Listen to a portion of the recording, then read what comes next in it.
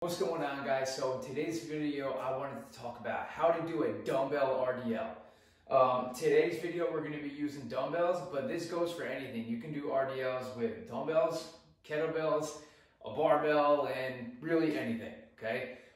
This is a really good exercise when it comes to isolating the hamstrings. However, it is very easy to do them the wrong way and have your hamstrings be completely turned off and let most of it go into your lower back, which is not what we want. If you're doing heavy RDLs with a barbell, there's a good chance you're going to feel it in your lower back a little bit, but we don't want it doing most of the work. Ideally, this should be completely in our hamstrings. So let's get to our RDLs. I'm going to grab my dumbbells.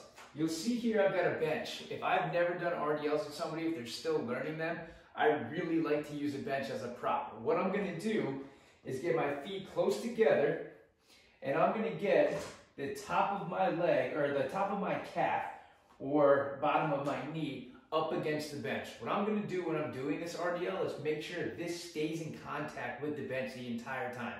That's going to make sure my knees aren't bending too much, which is going to turn this more into a squat and take the tension out of our hamstrings. So, top of your calves stay against this bench the entire time.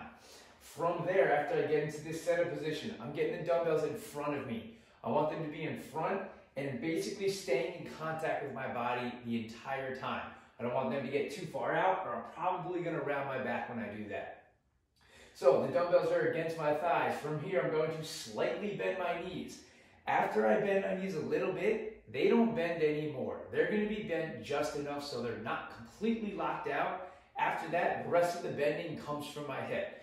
So my knees are slightly bent. Dumbbells are against my thighs, top of my calves are against the bench, and from here, keeping my back as flat as I can, I'm just going to start bending at my hip, pushing my butt back. Again, I should be feeling all this tension in my hamstrings, not in my lower back. I'm going to go down as far as I can, still feeling in my hamstrings, and then come up. Usually we like to go down pretty slow on RDL, so I might go down for about 1, 2, 3, 4 seconds, and then stand on up from there.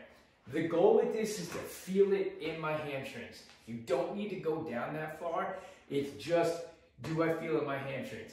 So you are better off just doing this and making sure you are all in your hamstrings, as opposed to this, trying to get all the way down to the floor. But as you see, my back is rounded and I'm taking the tension out of my hamstrings. Don't worry too much about how far down you can go. Worry about, do I feel it in my hamstrings? That's the main thing that matters.